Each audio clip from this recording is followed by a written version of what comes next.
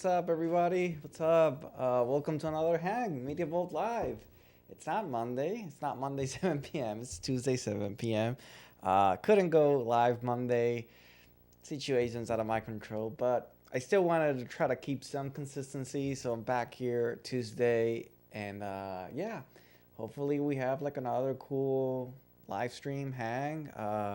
Today, one of the things that I want to cover, apart from some just like general like catch up things and some cool things I discovered over the weekend, but I do have I've been cataloging my records on Discogs. It's like it's been a while, and now I've let it gone so long that I feel like I need spend some time. And I was just like looking, I was like, man, I got some like these are some weird records here and there, and then I thought, oh, that I can do like that'd be like a fun live stream hang. Just talk about like show and tell some weird records and play some. Actually, I got the Soundburger here on standby. I'll play a little bit. Who cares about that YouTube's copy strike? Who cares? But yeah, I think I have all my chat activated. So if someone's watching live, feel free to drop in and comment. Hopefully, I'll see it. But I think they all should be okay activated if the social stream works well.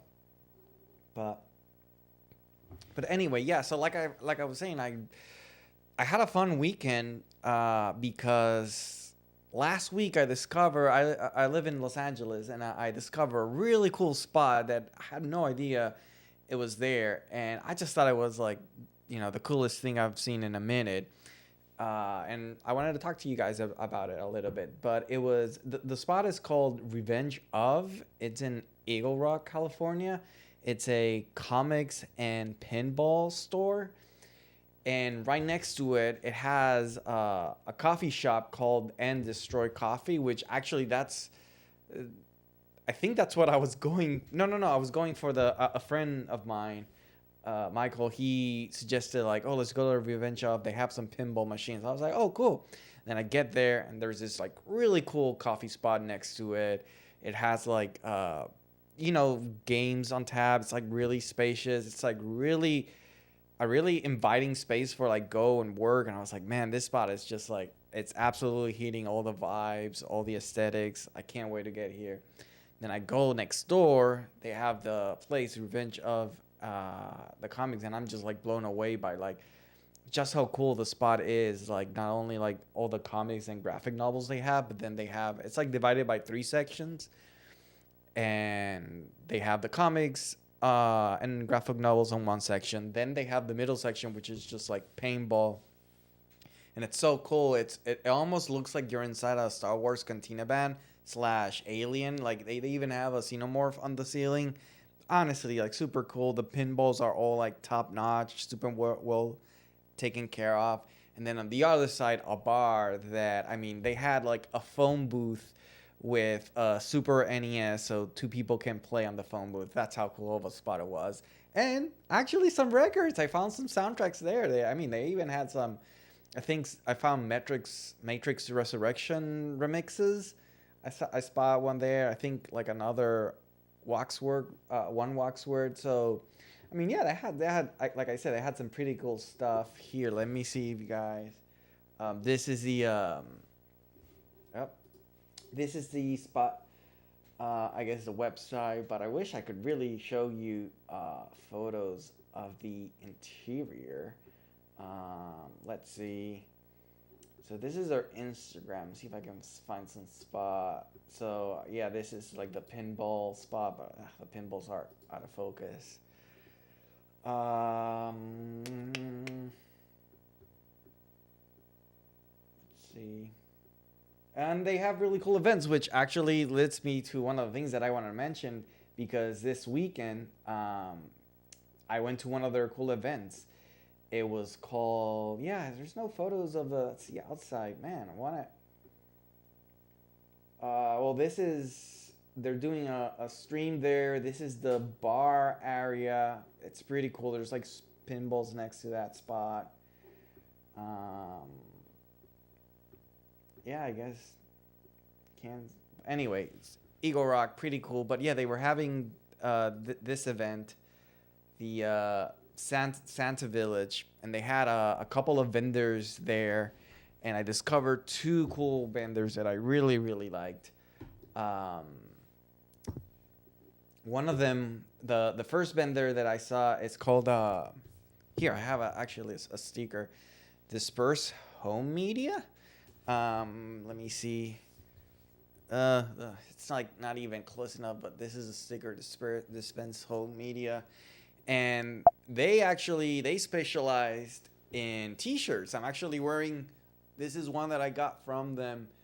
These like, I mean, just really really cool T-shirts about the stuff you like. This is a Nightmare on Elm Street one I have, which I mean, this one actually like, it's super cool because this is an iconic image. Like it's hard to not make a Nightmare on Elm Street T-shirt not look cool. But the real, like one of the real jewels is they had some obscure stuff, and one of the ones that I got, my wife actually spotted this, and I was like, thank you, good looking out. So this is a Last Action Hero T-shirt. Man, I'm trying to get it so you guys can see the Last Action Hero, but and then the back has the Reaper. Maybe I have more success with the overhead camera. Oh, there you go. Yeah, so they just have really really cool T-shirts about, you know, properties and cult movies that we really like.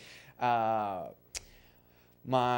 didn't see it. I still would have gotten the Last Action here, but she also said, my wife said that they had a Demolition Man T-shirt, and I was like, dang, that's really cool. But yeah, Disperse Home Media. Let me see, let me show you guys what else they have.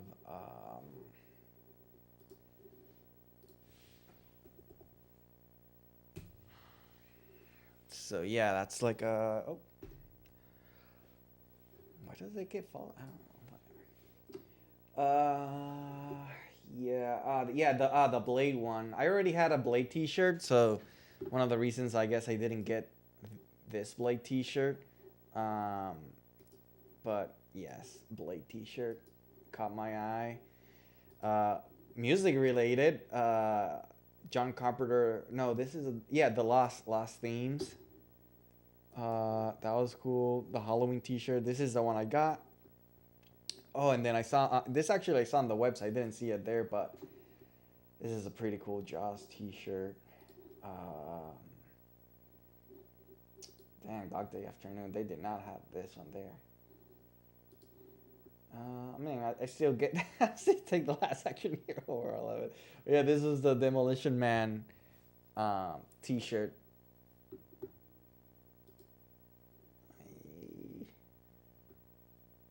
Yeah. With the Taco Bell Demolition. So yeah, Disperse Home Media. Really cool vendor that I discovered there. And then another one, it was the other one that was also there it's called Already Dead Tapes and Records. We got some. I mean, Last Action Hero is one of my favorite films. I'll defend it. I mean, I'll defend it. Like it's so famous for the production hell it went through, but yet finally now it sort of gotten some like redeem story. But I mean, it's just like so many heavy hitter people worked on the script of that movie. I think they like the original concept to me still is like one of my favorite film concepts. And then it's like the director of, I think it's Die Hard. You have Shane Black writing. Did William Goldsmith did a pass or not? But yeah, I mean that thing is shot so well. It looks so cinematic, filmic. I mean, I also think it's one of my favorite like Arnold roles, like, you know, like it plays to his strength, the comedy and the action hero, you know. I don't think, again, sorry, I'm always gonna go to like Arnold versus Stallone. I don't think Stallone does such a good job at Last Action Hero. Like that's what Arnold is really special. The True Lies, the Last Action Hero. I mean, yeah, he can do the Predator, but like Stallone and could also do his version of Predator, and it'll look okay. But yeah, like it's one of my favorite Last Action Hero. I actually have the steelbook for that. One of the few steelbooks I did, but yeah. Also cool Michael Kamen score. Michael Kamen, man, gone too soon. If you hear, I mean, the music doesn't have like a lot of score. Last Action Hero, but if you hear it, you kind of like, yeah, I can tell why Metallica reached out to this composer of all to like work on S&M the live concert, because like Michael Kamen just has like a, I don't know, kind of like a rock star quality, I feel like, to his music. So yeah, that makes sense. And then the other, like I said already, the tapes. This is the other vendor I found. I thought they were also pretty cool. I don't know why it keeps defaulting, but yeah, they had man, VHS fans. They had some really cool custom VHS. They had a Teenage Mutant Ninja Turtle Mayhem VHS, but with a custom cover to look like the original 90s Teenage Mutant Ninja poster. That was really cool. They had some really obscure like horror films on VHS. A lot of shell casing.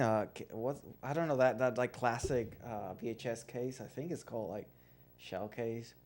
I don't know. It's funny. Like I go live and my memory just blanks out. But this is another really cool store vendor. Follow them on Instagram, online, and definitely someone to like check out. I also they're also on Bandcamp, and I saw here they have this thing called Tape Club, which I need to dive. But again, I just love this kind of thing, man. I feel like this is the kind of experiences I'm looking for. Community driven, niche, small experience. Like I'm so like, I just want to unsubscribe for like what's coming down the pipeline in terms of like the internet. Like the internet's ruined. It's just the AI of it all. Oh man, algorithms. Like no, I want like clubs. I want small groups, people who I trust, curators, fun, community. That's the experience I want. The score for True Lies is also very on, especially the theme and this. Who did the score for True Lies? God, that's a blind spot. Who did the score for True Lies? I mean, it's James. No, I mean, it's not James Horner, but it's James Cameron. But that's not Lies.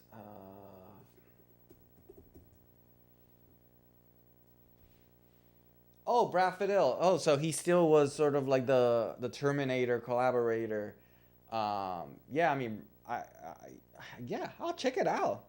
Yeah, thanks for that. I mean, I can't believe I don't know the score of True Lies, such an iconic movie, and I've seen the movie so much, but I mean, I'm pretty sure it's great. Brad Fiddle's a really great composer. I mean, his score for Terminator. That's the thing, man. That's the thing with like you hear the behind the scenes of those kind of movies that make a career. But Terminator didn't just make like one career, it made everybody's career. And I'm always fascinated in how it's such a perfect storm of just so many people finding each other and everyone like doing some of their best work, you know, Brad Pitt, like everything. It wasn't just James Cameron who wrote a great script and directed it. It's then also Arnold who did an amazing performance, casting, and then Brad Fiddle did like an amazing score. Like it's not like that's I guess what I'm trying to say. It's not like certain aspects of the movie are like a superstar level, and then you're like paired with like a really crappy film student score. It's like, what are the odds that also like Brad Fiddle just like makes a really iconic sci-fi score. But yeah. Revenge of and Destroy, those two places in Eagle Rock, California. Like I'm telling you, like you guys should check it out. They're so fun. The other thing that I did a live, I don't remember if I already talked about it. I did a live recently, and told about how like Black Friday on Blu-ray there wasn't really much action. I feel like, but afterwards has been. And I was looking at the website. There's actually like some pretty good deals for those like the people who are interested. But I actually just bought this Saturday Night Fever. It was $12. I mean, I already have the Crow, but that's a really good price for it. I've Once Upon a Time in the West, $12. Come on, $12 for Once Upon. Come on. And I mean, some of them already have Alien. I think like some of the standouts here, like Teenage Mutant Ninja Turtle Mayhem used to be like 20 something, $30, and right now it's at $13. I think that's a pretty good price drop. Major League also finally went down a little bit in price. But yeah, I would. This is, by the way, Blu-ray.com. There's many websites out there for price tracking and Blu-ray news and all that stuff.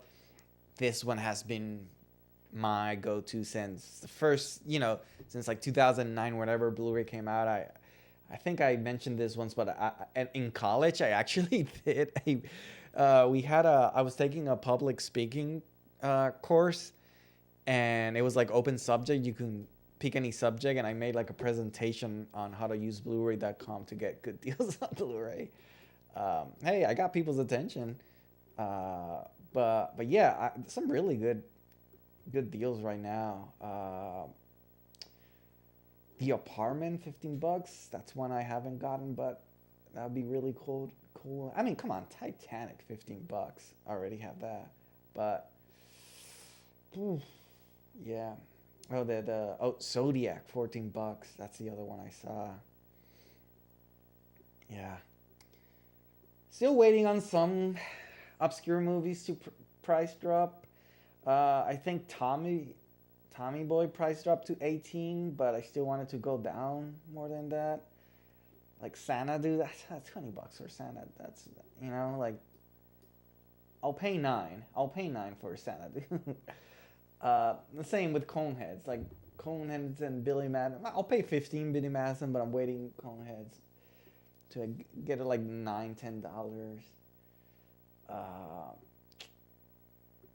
Man, Death Becomes Her doesn't seem to go down underneath the 20. Also, Time Cops, man, it's like they know the movies that I want. Faculty's another one on my wish list. But anyway, yeah, these are pre-order. Catch Me If You Can and Minority Report out soon. So yeah.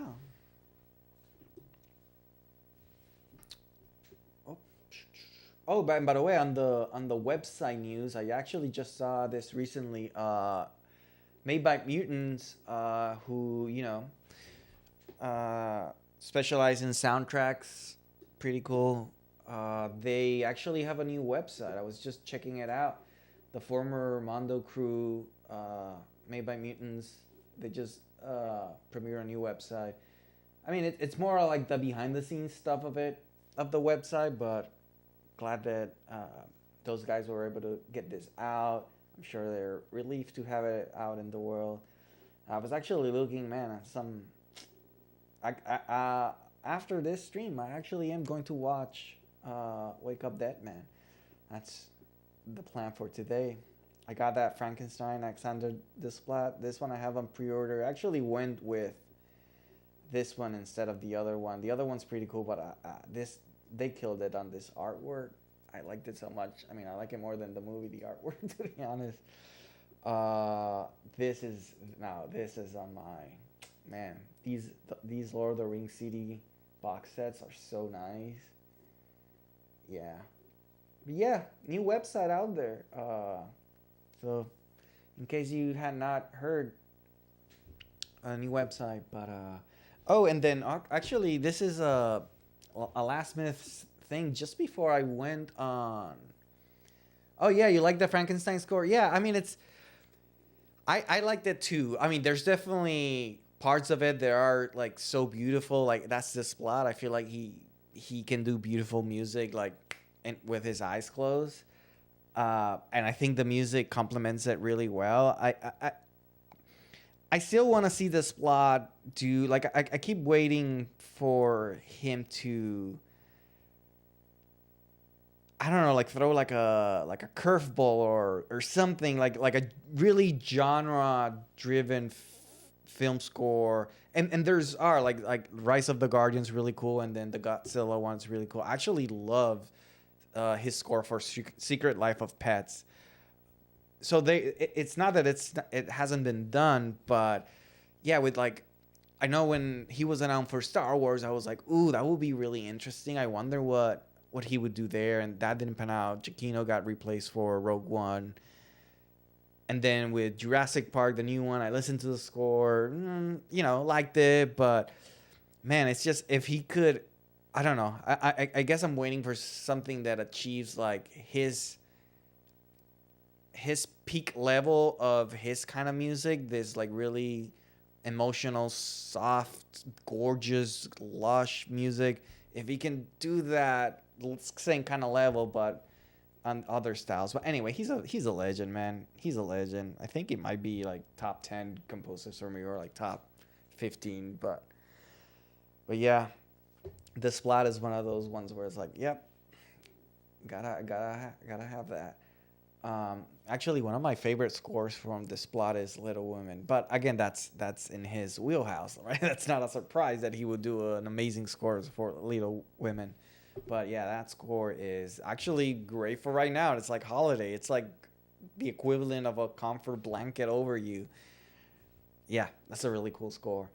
But yeah, before the reanimation song and the ending song both were good songs. Yeah, I gotta pay more attention. I think with Frankenstein I did like 1.5 pass. So I gotta spend more time with it. Yeah, it was a great film. It was an interesting film. I liked it. Yeah, I could talk about it for hours. I feel like that movie has so many. It's a very 2025 movie. I don't know if that makes sense, but oh yeah. So I was saying before I got on the live, my wife got a colleagues of her gave her these two graphic novels that he wrote. His name is and I thought I was like so excited. I thought it was like the coolest gift that some coworker can give you. Like, man, like I gotta. That's the kind of Christmas Secret Santa at work I need. But yeah, let me see you put this here, see if you guys can see it. Yeah, but it's called Manifest Destiny, and Chris Dingus is his coworker. And yeah, he like brought this for his friends. He like signed it and everything, and the premise looks right up my alley in the same sense of genre and fantasy. It's like, it says in 1804, Captain Meriwether Lewis and Captain William Clark set on an expedition to explore the uncharted American frontier. This is the untold story of what they discover lurking in the wild. So it's like Lewis and Clark and monsters, ? Just quickly. But yeah, his coworker wrote it. The illustrations look fantastic. And yeah, he gave her book 1 and book 2, Manifest Destiny. So I think this is the entire collection, and this is gonna be like my reading for the holidays. I actually recently also got into both comic books and graphic novels. Like, for the first time, I had like a pull list in a comic book store, and I felt so like, wow, finally I have arrived. I've always, since I was a kid, I wanted to like get into comics, and I was always so intimidated, and I was so afraid to walk in the store and be like, oh, I don't know what I'm doing, but I think everything here is really cool and I would like to start. And I was just, until, I don't know, it took me to my late 30s to finally be like, who cares? I'm just gonna walk to the store. And ask them to point me in the right direction. It's like, hey, I like X-Men, I like Spider-Man, Spider-Gwen. What can I do? And actually, the reason I started was because Spider-Gwen had just started. Spider-Gwen Ghost Spider had just started a new line. X-Men also just started, so I caught up with the what was it called? The Children of X, the one that was like man, I am really blanking out, but like the last one, and it kind of like they did like a reset, so then they started with like Uncanny X-Men and a couple of them. So I started like buying the individual ones, and just every month, every week, I would just go and get the pull list. So yeah, and then also graphic novels. I have a couple of them. Unfortunately, the store that I had my pull list went out of business, which sucks. Now I kind of like fell off the wheel in the subscription, but yeah. So check these out: Manifest Destiny, Book 1 and Book 2. They look, just like super cool. They're from Skybound and Image, which are, even I know of them. They're really great. So yeah, I mean, damn, jealous of my wife for getting such a cool present for the holidays.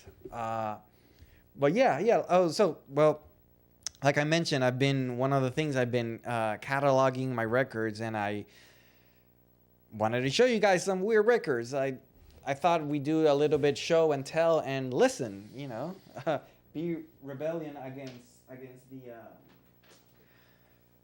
against the YouTube copyright strikes, whatever. This is a Soundburger, as you might have, some of them who watched the last live might have been introduced to. It's from Audio-Technica. It's my portable vinyl record player. I love it. One of the best dollars I've spent. It's so useful and so cool. And I'll use it to play some records for you guys. But first, all right, so let's see what I have. So, by the way, when I mean weird, it's not that it can be weird for a lot of different reasons. Weird doesn't mean bad. I mean, quite the opposite. It's just something that, when I say weird, just something that people would not, it's not in your average record collection. You go like, that's interesting. That's all of it. It's not that it's like bad music or anything. The weird doesn't have anything to do with the actual content. It's just that, yeah, I guess, I didn't expect you to have that or something like that. And some stories. So let's start with the first one. Oh man, please have patience with me. This is in German and I am gonna butcher the hell out of this, so please be kind. But this record is one of 5. I only have volume 1 and 3.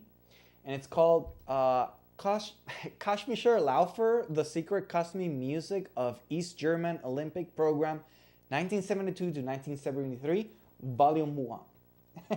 What am I? Okay, so long story short, this is basically electronic music from the 70s made from a guy in East Berlin for the East German Olympic team to train to. This is training music for the Olympics for East Germany Olympic team. They were made in that time, and then someone decided this is pretty cool, I should release this, and a lot of people like myself agreed that was pretty cool. But actually on the Bandcamp there was like some description, and on the website I thought it was really cool, so I'll read a little bit. It basically says, in East Germany in the early 1970s, Martin Signet, Schickness, I don't know how to pronounce it, worked as a sound editor for DEFA, the state-owned film studio. Martin, who also was a keen runner himself, he hit upon the idea of using the repetitive beats of this new music as a training aid for athletes. So the repetitive nature of synthesizers and analog synthesizers. And then he thought it could benefit the mind as well as the body with the pulsing, hypnotic music bringing focus. And after he shared this concept with colleagues, Martin was taken from his studio to East Berlin quizzed by the authorities about his ideas, and fearing the worst, I wonder what that was surprised to find himself put to work by the Nationals Olympic Committee.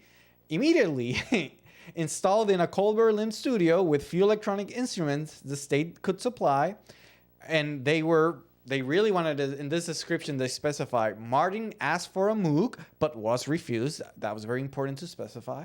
He began one of the strangest journeys in music, known to the government as State Plan 14.84L, whatever. They refer to Kushmik Laufer. So this is synthesizer analog music, as my wife calls it, beep boop music, my favorite name for a genre. I'll keep repeating that. Yeah, this is, like I said, there's 5 presses of this. I got this in Bandcamp, and I only have 1 and 3, and if you can imagine, they are pretty hard to find. That's why I have 1 and 3. They're not always available. Sometimes they've repressed these a couple of times, but I've just haven't been able to get them all. So I'll play a little bit here, so you guys can.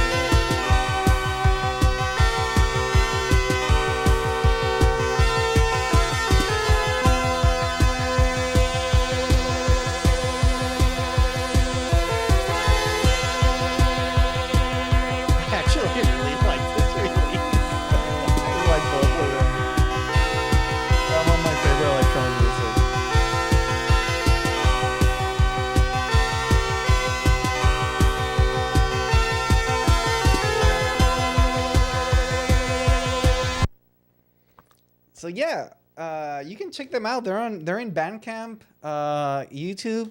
They are not streaming. I don't think they're in any streaming. I'm pretty sure they're not in any streaming platform. But you can get them on Bandcamp, digital download, on YouTube. They're pretty cool, especially if you're an aspiring artist, athlete. They are pretty well for your training. But yeah, let's see what else I got on the strange. Next I have this record. First I'll bring you guys the record. Sleight of Mind.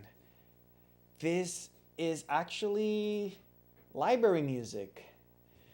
This is from KPM Music, which is one of the most library musics. Especially, they had a series, KPM 1000, that it's like sampled in so many music, hip hop. They just use that. It's become like a treasure trove for artists to find like really cool sampling sections. So I bought this in a record store in Pasadena called Commune Records. One of my actually favorite records, because it's a really small record, but it's so well curated. It's, owned by a single person, and you really feel like you're walking like inside his living room record collection, and he's basically sort of like, hey, this is my taste of music. If you like it, buy some. If you don't know, and it happens to align pretty good with mine. But I have to admit, I'm not gonna lie, the first thing that caught my eye on the store was the cover. I thought the cover was super cool, and then the cool thing about this type of record store, like these like small, more intimate records, is that, you know, I can have a conversation with the owner. He's like, oh yeah, you know, those are from a KPM music library. They're from a section and all this stuff. And then I would ask, oh well, you know, what genre? Because music library, they're usually the albums will stick to like one thing. So for example, here's haunting spooky music, and the full album will kind of like hit those tones, whether it's like here's a slow tempo spooky music, here's an up tempo spooky music, here's a mid tempo. So yeah, and so this specific one was created. All the music was created with a Fairlight CMI, which is just an early synthesizer, and also I think early sampler I found in the research, but it's from 1982, and like I mentioned, the KPM most famous ones are the KPM 1000 that they have like a green cover. This is 1279, so it's a little bit out of that, but it's still 1982. It's analog synthesizers. And the composer for this is David Vorhaus, and afterwards I learned that he was like part of a influential like electronic band called White Noise, and yeah, he's an important figure in early analog synthesizer music. So let me play you a little bit. You see the appeal for being the training music? Did it get you pumped? And you're like, oh yes. What was that SNL sketch? Hans and Franz. Like, that's in their record collection, the Hans and Franz record collection. They have the East German music training for optimal performance. All right.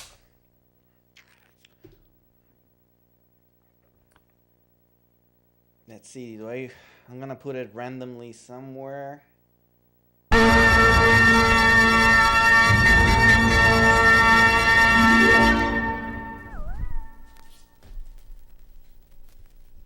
I have to put it randomly at the end of a track, at the best spot. Yeah, Hans and Franz. Yeah. That was from the Hans and Franz record stash collection.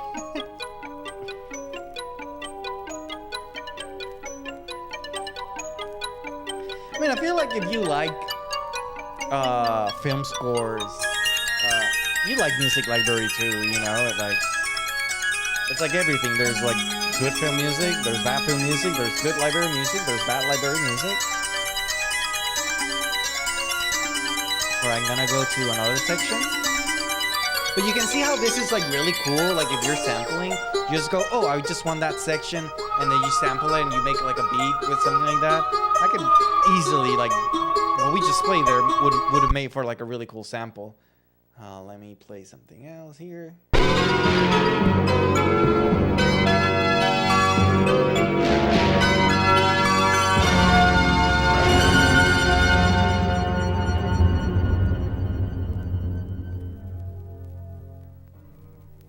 Did I also pick another ending? No.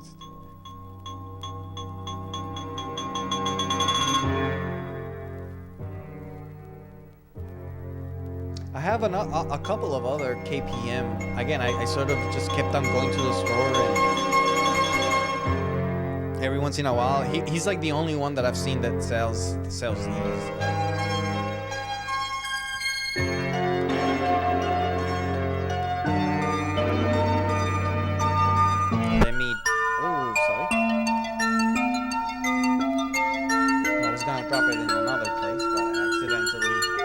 Scratched it to another place.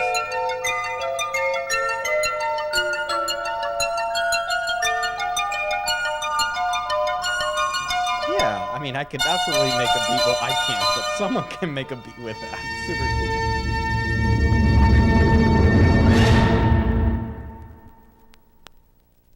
Let's see. Let me another section.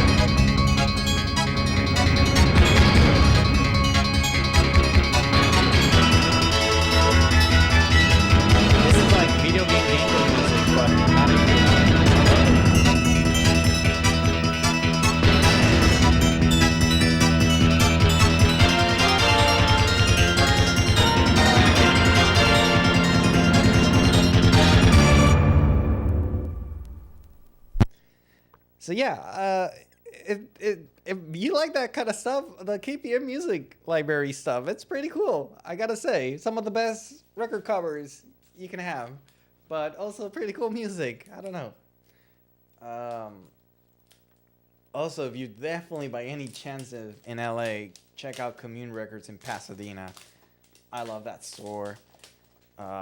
It's the kind of store you just go and strike up a conversation with the owner, and maybe you don't even have to scroll through the bins. Maybe he'll be like, "Ah, man, I got just the right thing for you," and he'll pick a record, and you'll be like, "Oh, great." It's like the kind of place where you go and you actually, it's one of the few places I actually blind buy like this. Like, I'll buy something based on a conversation with him, and he also will play the record there. He has the turntable right there. He's like, "Oh yeah, let me here, blah." And usually, at least I feel like with electronic music, I like listen to a couple of seconds. I was like, "Oh yeah, I know the vibe. Yeah, for sure. That sounds great." But yeah, the other one I wanted to show you is now the music for this one's not weird at all, but what it's from is a little bit weird. This record is the score for a YouTube video, a YouTube series. I follow. Let me try and see if I can put it on the desk and you guys can see better. So I follow this YouTube channel, Digging the Grades. I mean, fantastic YouTube channel. Could not recommend it anymore. And he made a video, 4-part series, 4 videos, one series about. The premise was that he was first going to stop listening to Spotify and only listen to music on his iPod for a month. That's like the concept. That's like the pitch. And then that leads him through this path where it really becomes about reevaluating your relationship with technology and how you decide to engage it. If you are looking to like be more present, disconnect. It is honestly one of my favorite pieces of content I've seen on YouTube. Needless to say, one of the pieces of content that has actually like influenced my life and inspired me.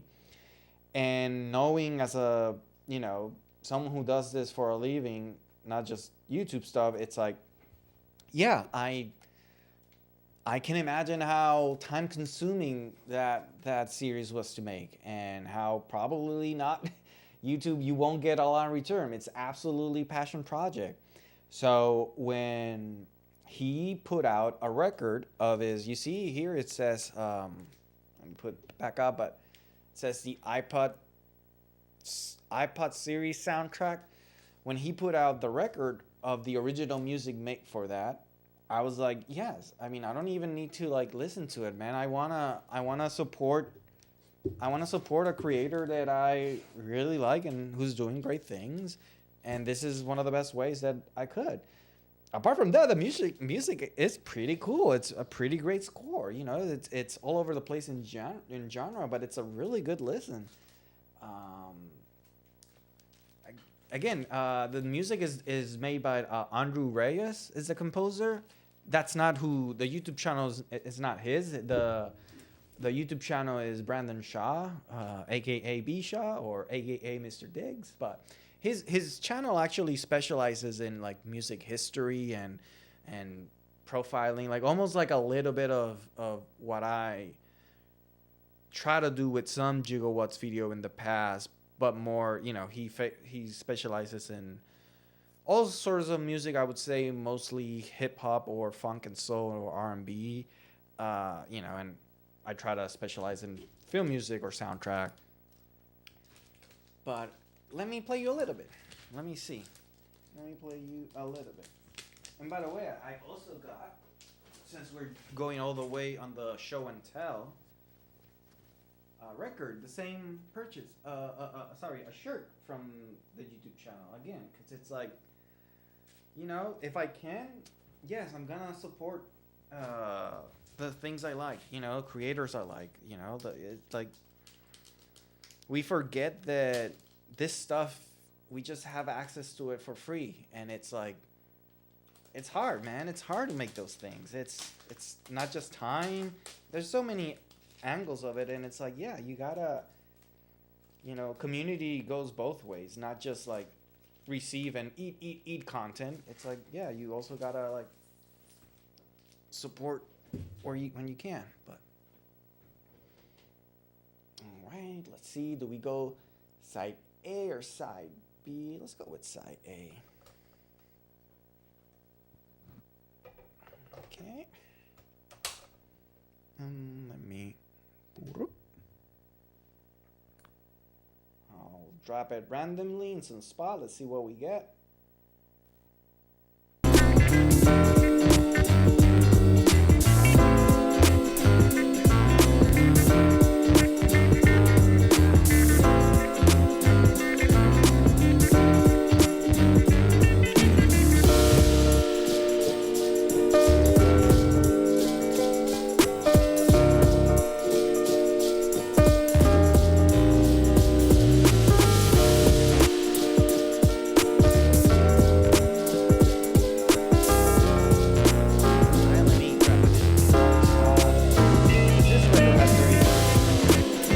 Very diverse music.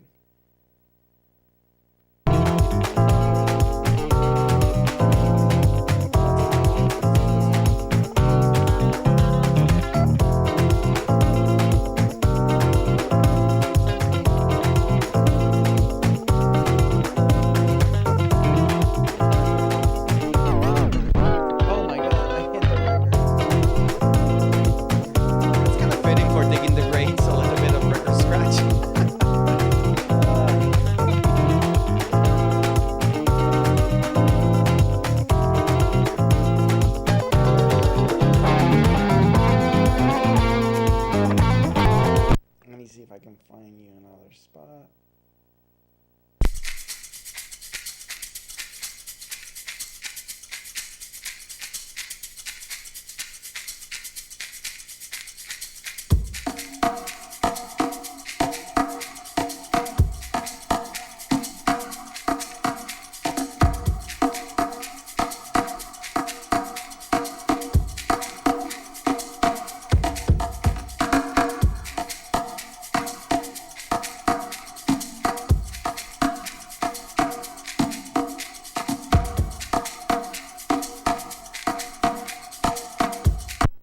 Let's see if we can explore a little bit of side B.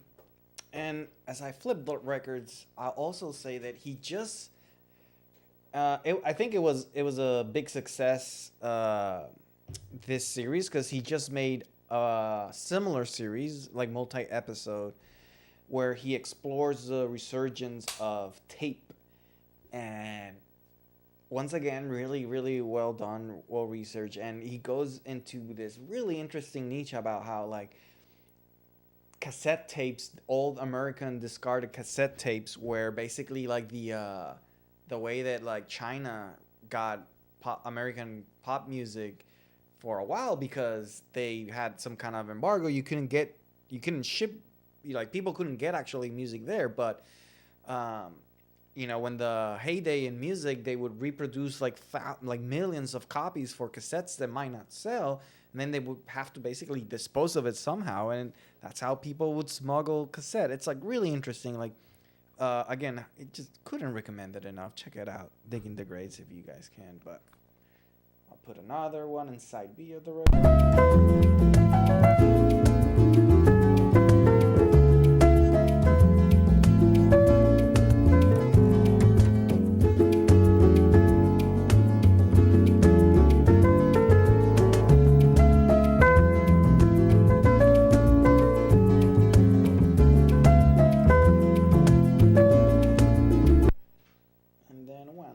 Drop.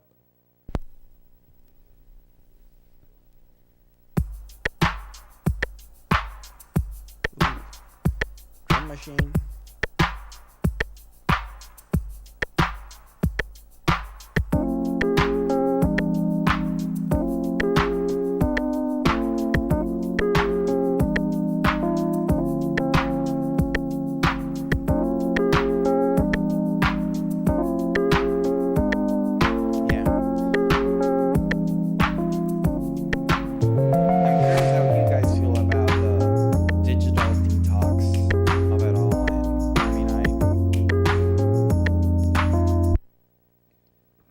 absolutely on that. I was doing this video that he made. It just hit me at the right time because I was just in the process of sort of like, I'm not happy with with my day to day, in the sense of being glued to the phone, to all of these, like the amount of bandwidth. Like, this isn't the routine that I want. And then I stumble upon this, and yeah, it led me to, like, doing dumb phone, have a term where you take your iPhone and you basically like put only essentials and put it. I did it all the way where I was like, I went black and white, only text for a while, and all that stuff. And yeah, I mean, out of all of it, some pretty cool life changes came about, so I'm pretty happy about that. Then let's see, I have two more weird records for you. This is a cool one. It's disco music. It's monster music. It's from Japan. It's a pressing, and there's not a lot of information, but it's great. I mean, come on, how are you like flipping through the bins and you stumble upon this and you be like, yeah, I'm not interested, pass. Come on, you gotta check what's in here. I actually got this at a record fair event here. I think We Are Sounds was one of the vendors. They specialize in like obscure, cool stuff, especially on the like international part. And yeah, I mean, me and my wife, we like, disco a lot, funk, those genres, new disco. I mean, this is from the 70s, it's not new disco, but let me read you, let me read you some of the, because the fun here is reading some of the tracks on the record. We have Soul Dracula, Sexy Bus Stop, Muddy Sneakers, Funky Weekend, Love Machine. Let's see what else we have. Disco Bump, Get Up and Boogie, Bad Girl, I'm on the Fire.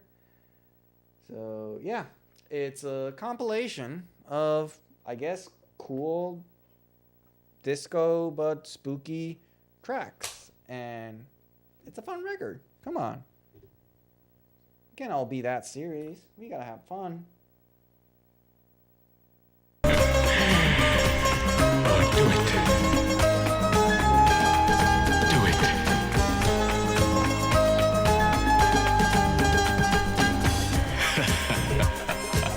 Soul Dracula.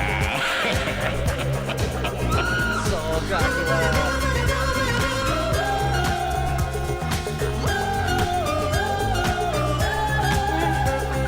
Funny M vibes, right?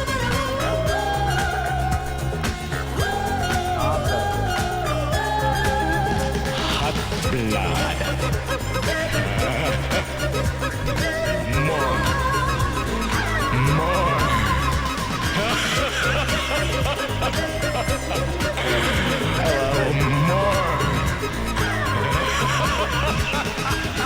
Alright, let's see what else we got. Soul Dracula, so far, I think winning the video for today.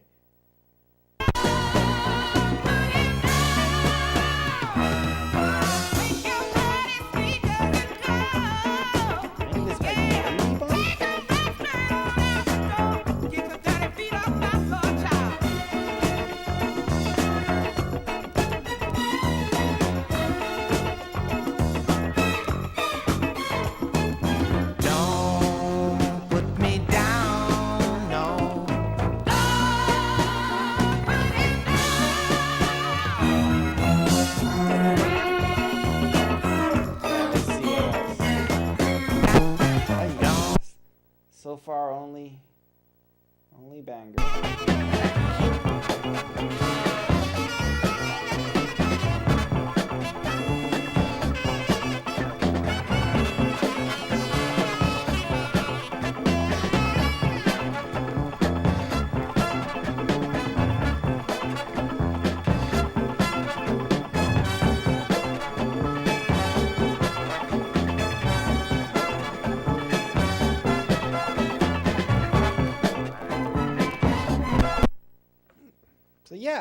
pretty fun, man. This is pretty fun soul and disco music. It's from Overseas Records. It's from 1976 from Japan. And that's pretty much, honestly, that's pretty much all the info I could find. Like, I just couldn't really find much more. So, I don't even know if there's, like, Volume 2. It's like Disco Hits Explosion Volume 1. Is there a Volume 2? Who knows? I don't know. The mystery will continue. And then, lastly, for this round, I mean, I still have a lot more weird records, but for today, I stick to just 5. Look at this guy. Woo! What a cover, huh? Oh man, this is gonna really embarrass me trying to pronounce this, but Sambugle by Koji Makaino. I hope. I don't know. But it's from, what I do know about that, some more information about this, is that these are covers of anime, some popular anime and manga from the 80s. And they're part of a series called Digital Trip. I believe, according to like someone on Reddit who collected them all, it's like 54 releases. And look, I mean, come on. You see an album with the word synthesizer fantasy and you're not going to buy it? Like, are you crazy? Come on. This is a no-brainer. So, I mean, yeah, what a cover. Again, that's the kind of stuff that stops you in your track while you're scrolling through the bins. But yeah, these are pretty cool. I actually have more than one of these. I think I have 3 of them, and they are all as cool as this one. Let's see. Can't really pronounce the name of the tracks because I don't speak the language, but I speak the language of music. All right. Let's see.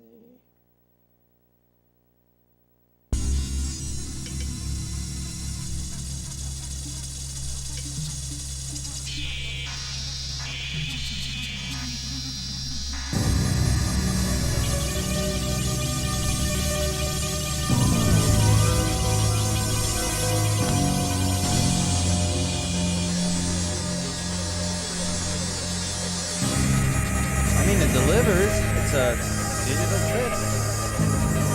Synthesizer fantasy.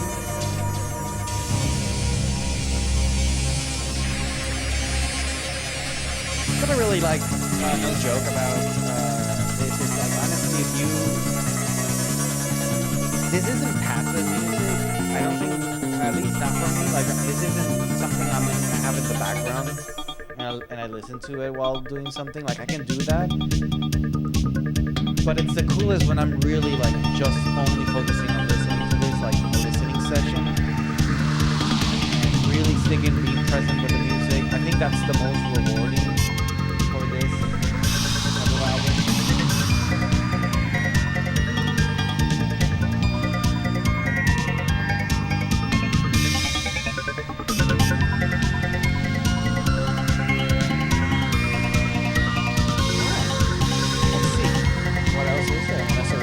But sorry, let's try to find another spot.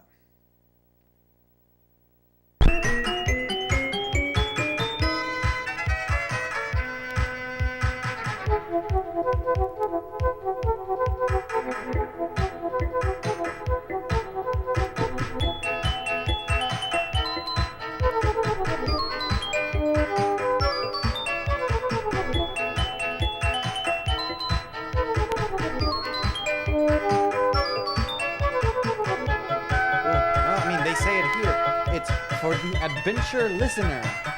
So, if you don't like adventure, get the fuck out.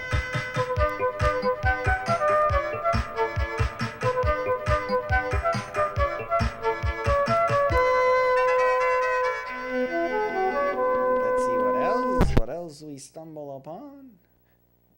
What the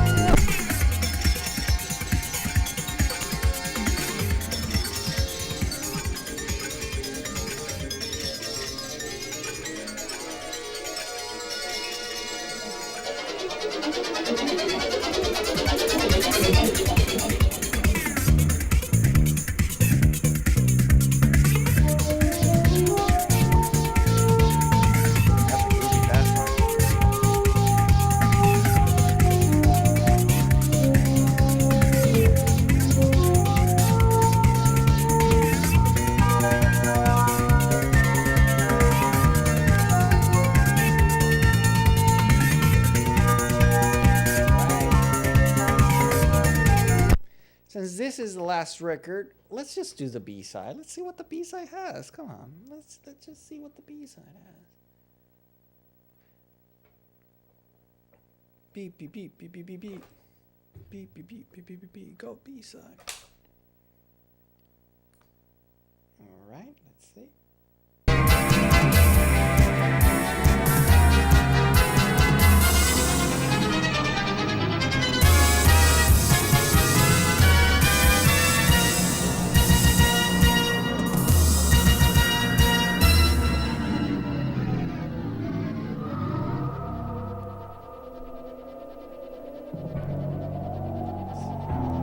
Let's go.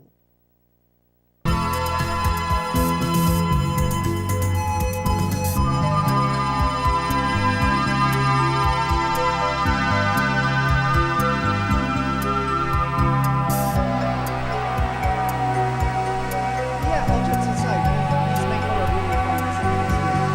You just are listening to this and you just like focus and listen to the music.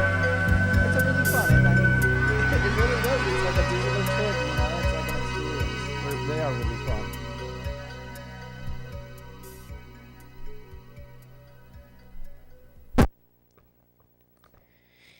And I guess that's a good time to stop there on the show and tell for today. I mean, there's definitely a lot more weirder records, and weirder not just in I feel like maybe I focused too much on the music this time, but it's not, you know, there's definitely some weird packaging I have, some custom cassettes, some, you know, other formats, and not just record. I stick to records, but yeah, part 1 of To Be Continued. The weirdness will never stop. But you know, thanks again. You know, as I always say, so much stuff to watch on the internet. If you spend some time with me, that's so cool. You know, I can't thank you enough. I am, you know, quick updates. I'm working on a James Horner video. Hopefully I'll have that by the end of this year for you guys to enjoy. I know that's the type of content that I feel like the people who subscribe to this channel first liked. You know, thank you for those who are enjoying this new type of content. It's something I'm trying to do to, you know, stay active and not have the channel dormant for, you know, such a long time. Still related, right, too, but it's like I just feel like not everything can be those really long video essays. If they are good, they take a long time. That's probably why, because it's a lot of not just research. Is first off,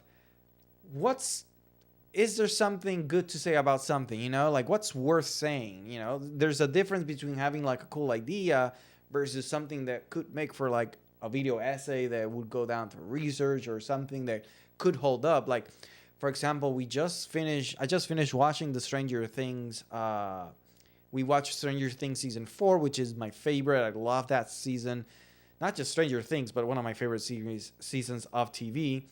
And yesterday we're all caught up with season 5.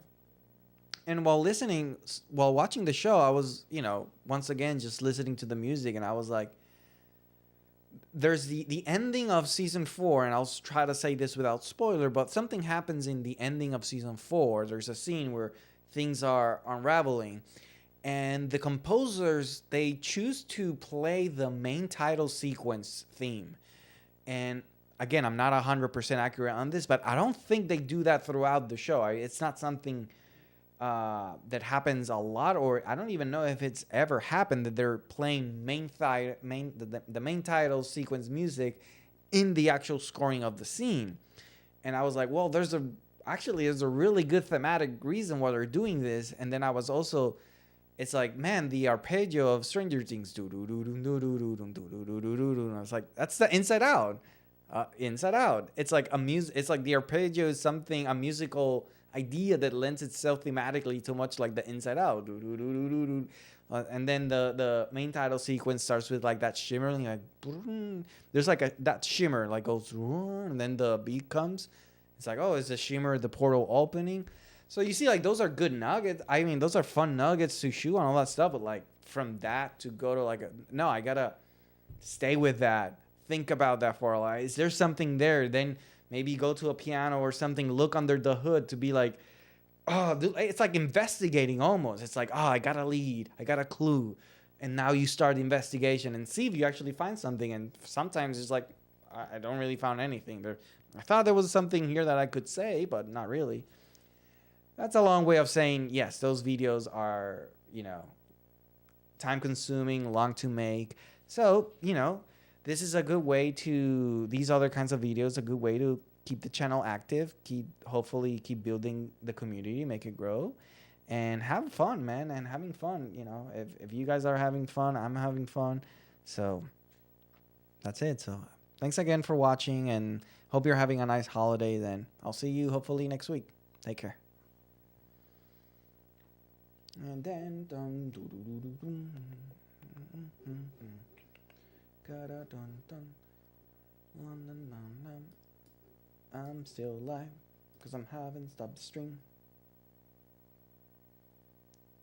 Oh man, I can't see the Instagram chat even though it's supposed to be on my Ninja. Sorry. Sports cars, nobody. Yeah, no lie, synthesizing fantasy for days.